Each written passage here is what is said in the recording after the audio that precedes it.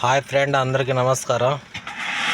చూడండి, ఈరోజు మనం ఏంటంటే కారు డ్రైవింగ్ ఎలా చేయాలో సింపుల్ ట్రిక్ చెప్తున్నా. ఒకటి చాలా సింపుల్గా ఉంటుంది అన్నమాట.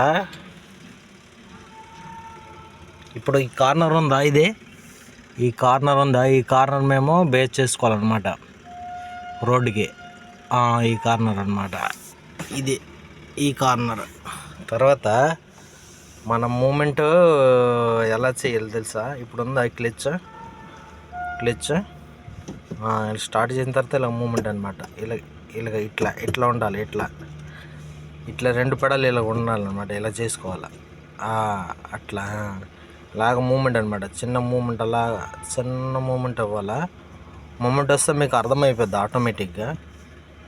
చూడండి ఫ్రెండ్స్, ఇలాగా ఇప్పుడు ఆపినప్పుడు మనం ఏడ్ చేయాలంటే క్లచ్ పూర్తి మూసేయకూడదు అనమాట. పూర్తిగా ఇలా మూసామనుకో మొత్తం బండి అంతా ప్లే అయిపోద్ది. అప్పుడు ఏడ్ చేయాలంటే సగం అలాగ రెండు బ్యాలెన్స్ చేసుకుని ఇలా పట్టుకోవాలన్నమాట.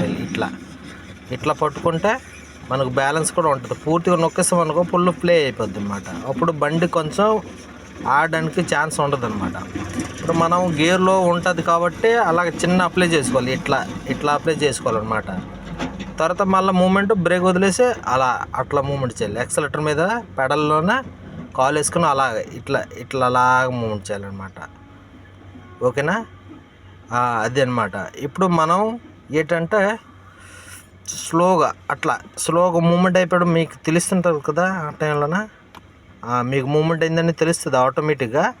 ఇట్లా మూమెంట్ చేయాలన్నమాట. అట్లా మనం ఆగినప్పుడు అలాగా పూర్తిగా క్లచ్ మూసేయకుండా స్లోగా మూమెంట్ చేయాలన్నమాట. ఈ బ్రేక్ కూడా స్లోగా వదలాలా. అట్లా చేయాలన్నమాట. మీకు అప్పుడు సింపుల్గా మూమెంట్ వచ్చేస్తుంది అనమాట.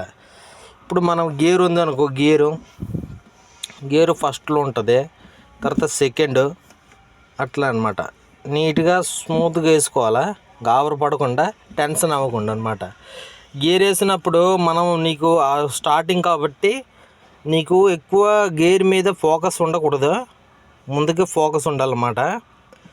ఇప్పుడు నీకు ఆటోమేటిక్గా మూమెంట్ వచ్చేసింది అనుకో, గేర్ మీద ఎక్కువ ఫోకస్ చేయకూడదు. మెయిన్ రీజన్ అదనమాట. ముందుకు చూడాలి, కంపల్సరీ ముందుకు చూసుకుని అట్లా తీసుకెళ్ళాలన్నమాట.